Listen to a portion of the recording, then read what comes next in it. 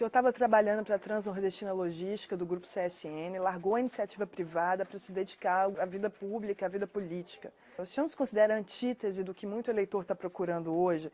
Eu digo, está na moda eleger iniciante ou então aqueles que se dizem não políticos. Como é que o senhor se coloca nessa situação? Você não é o contrário disso tudo?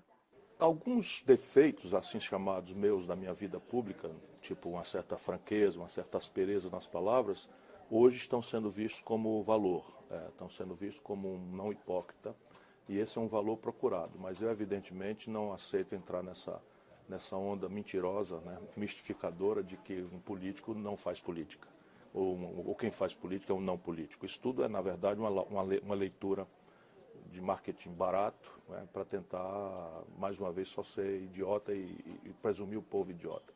Na verdade, eu represento um projeto alternativo para o Brasil há muitos anos. Esse projeto tem se aperfeiçoado, tem se aprofundado, eu tenho um pouco mais de lucidez sobre os pontos nevrálgicos da questão socioeconômica brasileira, e isso faz a diferença, vamos dizer, da minha personalidade no processo de debate no Brasil.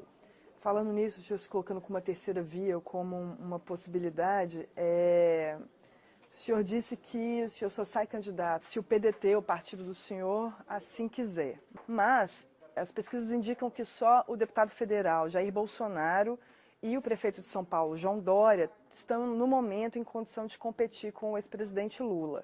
O senhor está parado nos 5% nas pesquisas.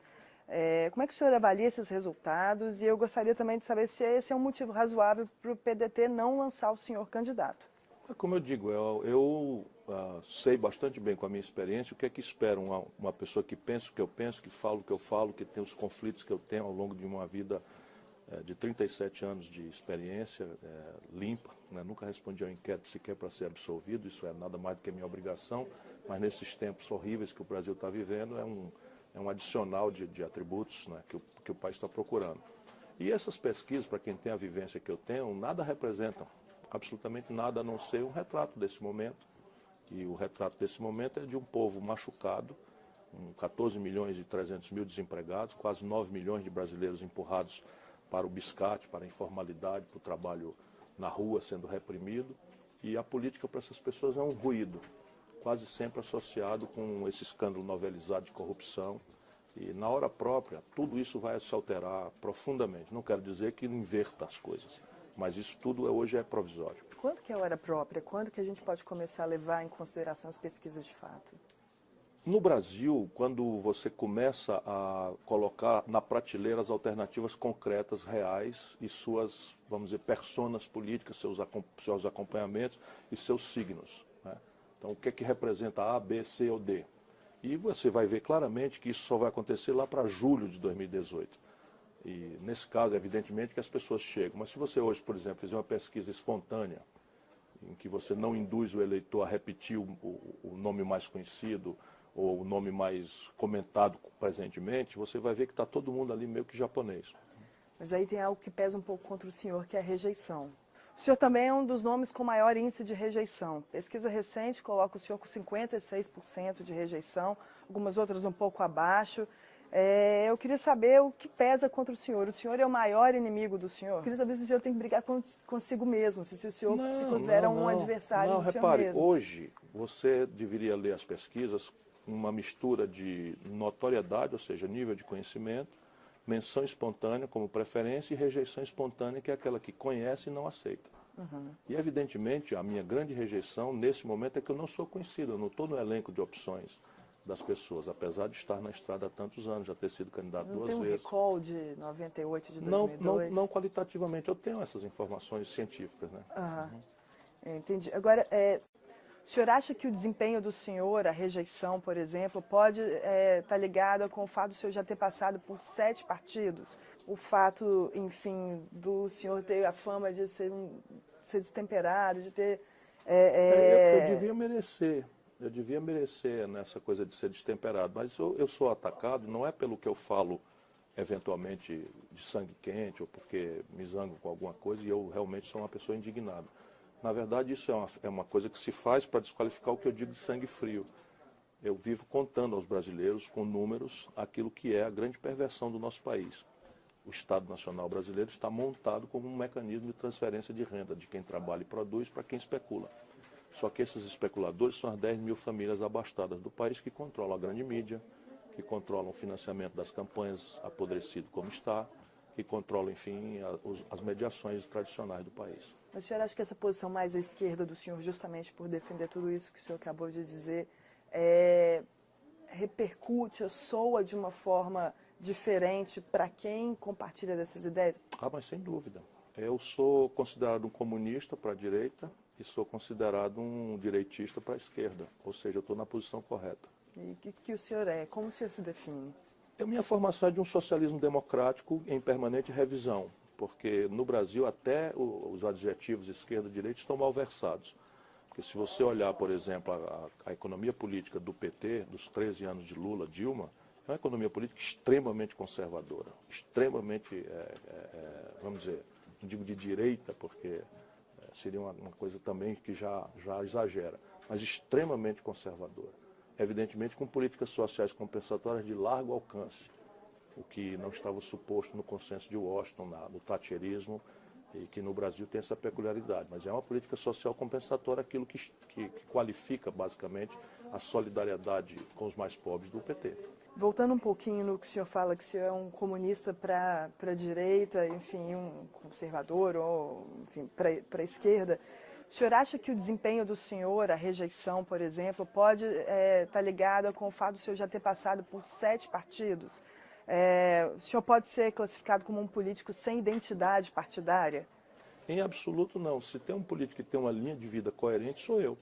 Agora, de novo, como não se pode dizer que eu sou um imoral, né, que eu sou envolvido em corrupção, que eu tenho um escândalo, seja qual for, como não se pode dizer que eu não fui um governante eficiente, eu fui o governador mais popular do país no meu tempo, o melhor aprovado prefeito das capitais do Brasil ao meu tempo, o ministro da Fazenda, administrei a economia brasileira, entreguei com inflação zero, praticamente a pleno emprego, com a menor taxa de desemprego da história, com superávit nunca alcançado, nem antes nem depois. De maneira que tem que se inventar um estigma qualquer. Mas lhe falta identidade partidária, por exemplo? A identidade partidária falta a todos os políticos brasileiros, a 100% deles. Se você, por exemplo, Lula olhar... também, por exemplo? Absolutamente. Olha o que o Lula dizia, pensava e o que o PT representava antes do poder e hoje. E veja a enorme distância entre uma coisa e outra. Veja o que o PSDB representava quando nós fundamos o PSDB. Pergunto, qual político, tirante aqueles que não fizeram o seu próprio partido, como o Lula, como fez a sua própria central sindical, né? Qual político brasileiro não mudou de partido nos últimos 20 anos? A maioria deles mudou. Nenhum. Certeza. Simplesmente a Marina teve 3 partidos em 2 anos. Não, é verdade. O Bolsonaro o senhor já passou por 7, 7 é muito. Sim, mas eu tenho 37 anos de vida pública. Vamos dividir 37 por 7. Não é essa a questão, não. A questão é a seguinte, eu fui incoerente alguma vez na vida? Veja uma opinião minha dele dita há 25 anos atrás e veja, compare com a hoje. Falando em incoerência, eu vou tentar pegar esse ponto do senhor. Eu vi uma entrevista do senhor em maio do ano passado. O senhor disse num programa de TV que adoraria ser candidato a presidente, principalmente se fosse com o presidente Lula. Mas recentemente o senhor parece ter mudado de opinião, o senhor tem dito que se o presidente Lula concorrer, ele vai polarizar a disputa de tal forma que o eleitor não vai ver o senhor em nenhum dos lados. O senhor mudou de ideia do ano passado para cá? Por que se que o senhor você reparar, disse... é a mesma. Eu tenho dito sistematicamente, o problema é que os fatos são complexos e eu os olho assim, com a complexidade. Enquanto isso, uma certa imprensa nacional brasileira gosta muito de resumos e explicitações maniqueístas, etc. E às vezes eu pago um pouco por isso, mas não faz mal também, já estou acostumado. A questão básica é o seguinte, eu só dependo de uma circunstância para ser candidato ou não. O PDT, o meu partido, decidir que eu sou. Dito isto, eu quero dizer de novo aquilo que eu sempre disse, eu não gostaria de ser candidato se o Lula for. Por quê? Porque não é propriamente uma homenagem a ele, é porque ele, na hora que for candidato, ele racha o país em bases odientas, rancorosas, violentas, como nós estamos assistindo. Os lulistas e os antilulistas, e o país não tem ambiente para discutir o seu futuro. E eu acho que, desesperadamente, o Brasil precisa de um projeto novo, novas práticas, experimentar novas premissas do jogo político. Desesperadamente nós precisamos disso. Mas, desculpa insistir com o senhor, mas o senhor disse que seria melhor ainda concorrer com o presidente Lula. Então, o senhor mudou de ideia. Às vezes você diz isso no calor de uma emoção e tal, mas eu estou dizendo a você que eu tenho me preparado para ser presidente do Brasil, sem querer, correndo o risco de ser mal compreendido. Eu duvido que alguém tenha treinado mais do que eu, que alguém tenha qualificado mais do que eu, que alguém conheça mais do que eu as alternativas para o país, mas isso é a minha presunção. O povo brasileiro está hoje induzido por essa novela moralista, explosiva, em tempo nobre da televisão, a olhar o mundo pelo filtro do lulismo e antilulismo. E isso acaba com o país. O senhor já foi professor de Direito Constitucional. O senhor acha que há tempo hábil para condenar o ex-presidente Lula em segunda instância Nenhuma chance. E afastá-lo da corrida eleitoral? Nenhuma chance. Nem seria justo que acontecesse. Mas por que o senhor acha que não vai dar tempo? Pelos tempos processuais brasileiros. A senhora veja, em primeira instância, o Lula está acusado em 5 processos e nenhum deles ele foi julgado em primeira instância ainda. Então, não é provável. Sim. Ainda, por exemplo, nesse processo que ele depôs recentemente, ele tem 86 testemunhas para serem ouvidas. Ou seja, demora. Bastante. E como é que o senhor avaliou o depoimento dele? Lula convenceu o juiz? O Lula é um campeão da psicologia popular. E o Moro é um garoto, não duvido de que tenha boa fé, que tenha boa intenção, mas, sabe, esse negócio de aplauso e juventude, aplauso demais e juventude, acaba deformando muitas pessoas. Eu sei bem o que eu estou falando. E o Lula trouxe o Moro para o campo dele, onde ele reina. O Moro seria o rei se fosse um juiz severo, adstrito aos autos, à lei, aos códigos. E aí ele seria absolutamente imbatível. Mas não, preferiu trocar ideias com o Lula, aceitar ser visualizado em capas de revista como antagônico. Onde é que o juiz é antagônico? Ele já perdeu. Um réu contra o juiz. Isso já matou o juiz, porque o juiz não pode estar. O juiz ele observa a luta, sentado na cadeira fora. Então o antagônico não pode ser o juiz. Na hora que a própria revista, que a direita brasileira é basicamente imbecil, e faz isso, acabou-se. Mas o senhor acha que tinha como o Moro se afastar disso? Claro, bastava que ele fosse um juiz. Parasse de usar gravatinha borboleta, de circular por aí afora pelos holofotes, confraternizando com réus potenciais aos risos. Isso tudo é deslumbramento. Isso não é juiz. O senhor diz da foto com o Aécio Neves. Por exemplo. Os depoimentos mais recentes da Lava Jato têm colocado Lula e a ex-presidente Dilma no centro das acusações.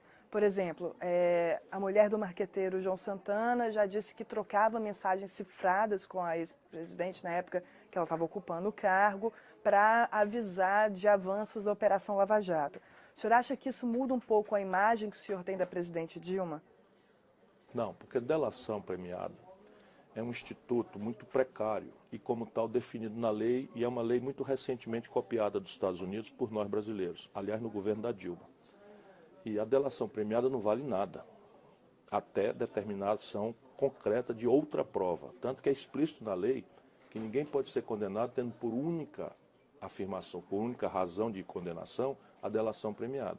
Só no nosso país, nesse momento fascistóide que nós estamos vivendo, é que um delator, né, parece palavra de lei, parece palavra definitiva e arrebenta com princípios universais. Posso entender que o senhor está dizendo que as pessoas estão sendo forçadas a incriminar? Não estou dizendo isso, estou só Lula? dizendo que a prisão provisória no Brasil está sendo abusada. Porque você manter uma pessoa em cárcere sem culpa formada, sem o trânsito em julgado, e oferecer diariamente ou madrugadamente, para usar aqui uma brincadeira, né? Entrar um meganha na cela, acordar você de madrugada e oferecer você ir embora daquela situação se você fizer uma delação. Isso está acontecendo? Está acontecendo nos cárceres de Curitiba. Tem acontecido nos cárceres. Já ouvimos denúncia disso há muitas vezes. O senhor chegou a conversar com o presidente Lula sobre sucessão, sobre Lava Jato, enfim? A última vez que nós encontramos, apesar de eu estar muito entristecido, porque a dona Marisa era também uma amiga pessoal, eu estive no hospital antes dela morrer e depois fui ao enterro. Nas duas ocasiões o Lula quis falar de política. E eu disse, deixa isso para outra hora e tal. E de Lava Jato também, muito zangado, muito aborrecido, se sentindo perseguido. Bom, em maio do ano passado, o senhor disse num programa de TV que adoraria ser candidato a presidente, principalmente se fosse com o presidente Lula. Mas recentemente o senhor parece ter mudado de opinião, o senhor tem dito que se o presidente Lula concorrer, ele vai polarizar a disputa de tal forma que o eleitor não vai ver o senhor em nenhum dos lados. O senhor mudou de ideia? Concordo com a visão dele. Acho que nesse momento a candidatura dele desserve ao país e desserve a ele próprio. É evidente, para que amanhã não haja uma contradição no que eu estou dizendo, a eleição você vota no que você quer, mas também naquilo que você nega. Então eu no primeiro turno serei candidato se o meu partido quiser, e no segundo turno, se eu não estiver presente, eu vou votar naquele que me parecer vizinho às minhas ideias e convicções, né? O senhor ainda acha que o Lula brincou de Deus e que ele é o Sem grande dúvida. responsável? O grande por tudo que responsável está por esse momento político trágico que o Brasil está vivendo é o Lula. Porque ele que botou Michel Temer na linha de sucessão. Ele que empoderou esse lado podre do PMDB, entregando, por exemplo, Furnas e as burras de dinheiro de Furnas para o senhor Eduardo Cunha subornar parlamentares e virar presidente da Câmara. Isso não estou dizendo depois não, eu fui dizendo para ele muitas vezes durante o processo todo. Vamos pensar num cenário, senhor presidente. Se eventualmente o senhor se transformar no presidente do Brasil, o senhor já disse que vai empurrar o PMDB para a oposição. O primeiro indício de que meu governo fará história é que o PMDB será pela primeira vez na história a oposição. Como é que isso e eu vou pode ser partir para possível? destruir isso. Mas ninguém nunca conseguiu fazer isso. O Lula foi eleito sem o PMDB e teve que trazer o PMDB para a base. Não é verdade, não. Como é que isso é O Itamar possível? Franco governou sem essa escolha. No Brasil, porque o PT e o PSDB impuseram microprojetos de poder. Se você tem um projeto de nação, que você consiga comunicar as bases desse projeto para o conjunto da sociedade, o nível de chantagem que você se obriga a submeter é muito, muito reduzido. Mas ainda assim, da forma como o modelo brasileiro está estruturado, o presidente é muito dependente do Congresso e quase refém. Não, ótimo que seja. O presidente não deve ser dono da bola, nem dono da verdade e tal. Ele deve negociar com a sociedade, deve negociar com sua representação legítima. O PMDB apenas, na sua maioria, porque tem muita gente boa lá também, na sua maioria representa no simbólico uma escória que hoje é hegemônica na política brasileira. Mas isso inferniza muitos outros partidos. Pois é, e perturba muito quem está ocupando a cadeira do Sim, mas repare bem, isso é porque se deu ao longo dos últimos 20 anos poder a essa gente, poder central. Mas é justamente por isso que eu pergunto, se tem que mudar, eles Fernanda. não conseguiram se livrar... Não conseguiram, não. Eles quiseram subornar políticos para ter tempo de televisão e quiseram amordaçar as possibilidades de CPI. Essas são as duas únicas razões pelas quais se montou essa máquina de podridão no país. Eu queria acreditar no senhor. Fica para a sua geração é desafio. difícil. Mas repare, eu fui governador do Ceará. Fui prefeito. Tinha 5 vereadores em 41 no meu partido. Se você fizer uma negociação correta, no caso brasileiro, as grandes mediações passam pelo Pacto Federativo, pelos governadores de Estado. Você fizer uma negociação ao redor de qualidade de teses, você já na campanha, você deve comover as pessoas a votar em aliados seus. Aliás, é o que tem acontecido no Brasil. Porque senão nós cairíamos na seguinte pergunta irrespondível. Qual foi a reforma que o Fernando Henrique propôs e que este Congresso não deixou passar? Nenhuma. Qual foi a grande reforma que o Lula propôs e que o Congresso brasileiro, este Congresso, não deixou passar? Nenhuma. Falando em personagens de peso e no Congresso, vamos falar um pouquinho do deputado Jair Bolsonaro. O senhor já chamou o deputado Jair Bolsonaro de tosco e franco, mas também o senhor já disse que ele cumpre uma função tática importante porque ele atrai parte daqueles que são anti-Lula ou antipetistas e tirando esse apoio do PSDB. O senhor acha que alguém verbalizar sem pudor posições extremas e extremamente controversas é bom ou ruim? Para o país, é bom, claro, porque eu sou um democrata visceral, de raiz. E é fato ou não é fato que aí no Brasil, um conjunto de pessoas, rapazes normalmente com grave problema afetivo em casa, e, enfim, com crise de autoridade com o pai ausente, etc., etc., essas pessoas precisam expressar categorias que inferiorizem os outros para que eles não se sintam tão nada. Eu entendo isso com o meu coração. E o Jair, ele representa isso. Ele fala com franqueza, com certo caráter tosco, né? Essas coisas. né? E ele cumpre um papel, na minha opinião, importante, porque ele aclara, ele tira o véu, né, de cima e basicamente ele dá um pit stop, né, uma parada técnica para esse eleitorado conservador que votava por antipetismo visceral no PSDB e que percebeu que o PSDB é uma grande fraude. Há quem diga que o senhor mede as palavras com relação ao deputado Jair Bolsonaro. Eu vou te explicar por quê. Primeiro, eu penso isso que eu acabei de dizer. Segundo, ele votou em mim na eleição de 2002. O senhor tem medo de bater nele? Tem medo de quê, mulher? Tem medo de... eu tenho coragem de mamar em onça. Porque a turma dele... Não, a guerra né? entre a turma dele e a minha na internet é uma coisa selvagem. Mas eu não. Tu acha que eu vou me preocupar com isso? Estou preocupado com o Brasil. Mas já o mesmo não acontece com o Dória. Por quê? Porque esse é um farsante perigoso que a certa elite brasileira, desencantada com a podridão do PSDB, vamos dizer, oficial, está embalando um novo Collor. É um farsante perigoso para o país. Por que o senhor acha isso? Por que o senhor acha que é um farsante? Porque ele é um cara que encheu a burra de ganhar dinheiro com lobby. Como é que o cara é milionário, não tem uma roça, não tem um balcão de comércio, nunca produziu uma arruela, um parafuso, e é uma fortuna de jatinho rodando por aí afora? De onde é que veio esse dinheiro? Eu sei. De onde? Lobby, lobby, lobby. Mas lobby do bem, lobby do mal? Não, lobby puro e mal. Lobby de dinheiro público. Dinheiro público dos cofres públicos do PSDB, dos governos controlados pelo PSDB, de São Paulo, de Minas Gerais e muitos outros. Esses piqueniques todos é negócio de aproximação de empresário de política, que é a arte dele. Você acha que é um farsante. O senhor já definiu o Michel Temer como o chefe do governo de patetas. Não, pateta, eu estou na dúvida se é quadrilha ou pateta, coisa pior. O que seria coisa pior? Quadrilha é muito grave, mas pateta é tão grave quanto. Vamos agora, por que pateta? O camarada, o Brasil tomou a trauletada num produto de exportação relevantíssimo que emprega 700 mil pessoas no setor de proteínas e tal, proteínas animais, e o cidadão às pressas convoca os embaixadores dos principais países importadores do Brasil e leva para comer carne numa churrascaria que só serve carne importada.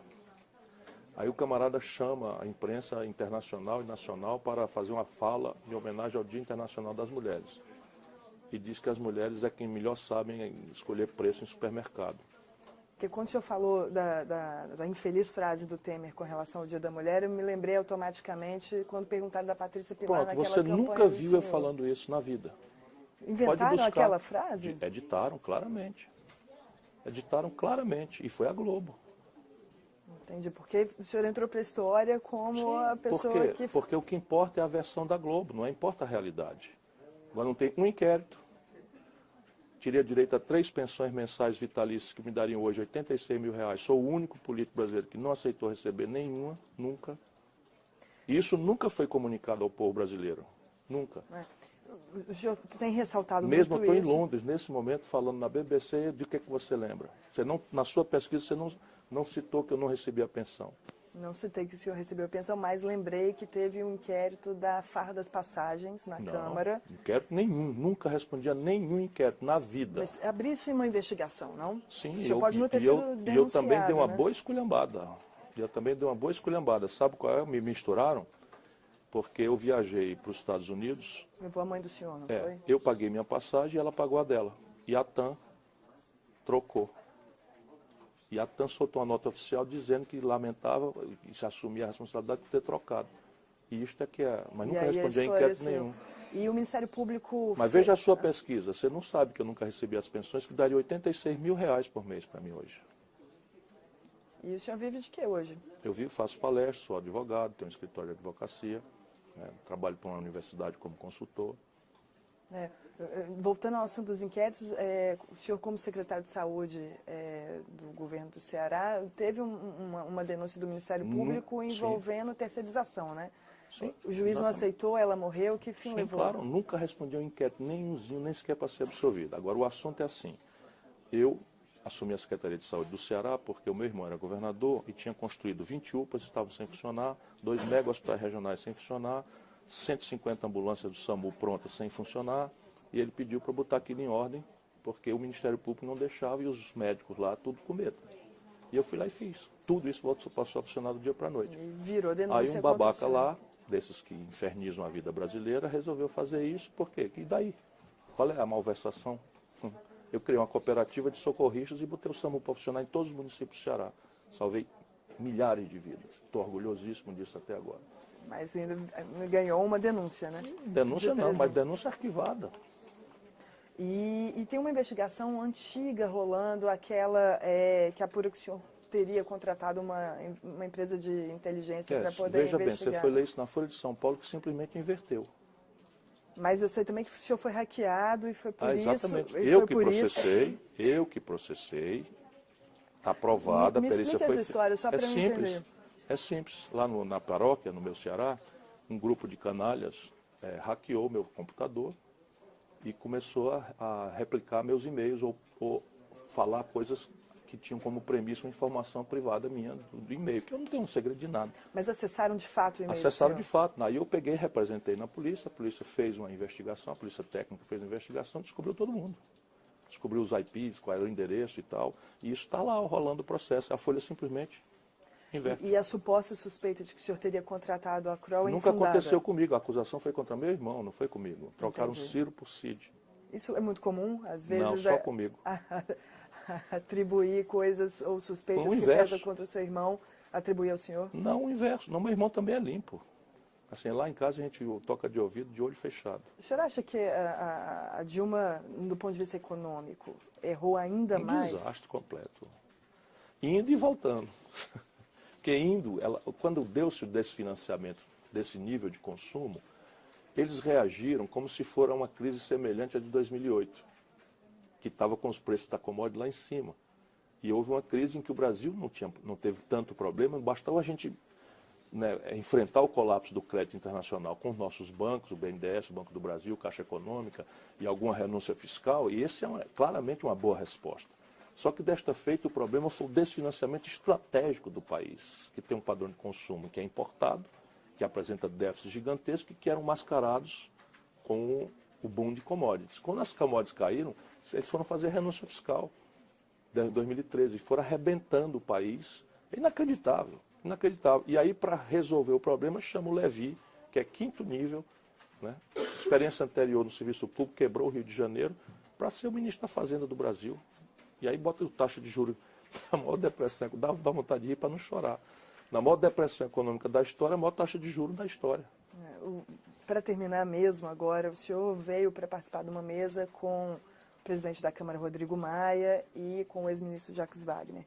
Tem verdades a serem ditas, tanto para PT e DEM? Claro, eu não vim para conversar com eles, eu vim para conversar com os estudantes brasileiros e com os acadêmicos britânicos que têm curiosidade sobre o Brasil, e vou dar um depoimento que representa a minha experiência. Por exemplo, eu vou demonstrar claramente a estupidez retórica, a manipulação de valores falsos, né, por essa história de presidencialismo de coalizão que tributam ao Congresso os problemas do Brasil. Os problemas do Brasil são do Executivo. Falta de imaginação, falta de projeto, falta de seriedade, esses são os problemas. E falta de engajar com a sociedade civil? E essa é essencial. Sem a sociedade envolvida, cúmplice, nós não vamos resolver esse conflito distributivo. Eu brinco sempre, toda vez que você olhar um tatu em cima de um toco, pode apostar que alguém botou, porque tatu não sobe em toco. Então tudo que está errado no Brasil não está errado porque tinha um manual de fazer certo. Está errado para atender interesses minoritários, organizados, informados, que constrange a grande mídia e que formam a opinião das pessoas.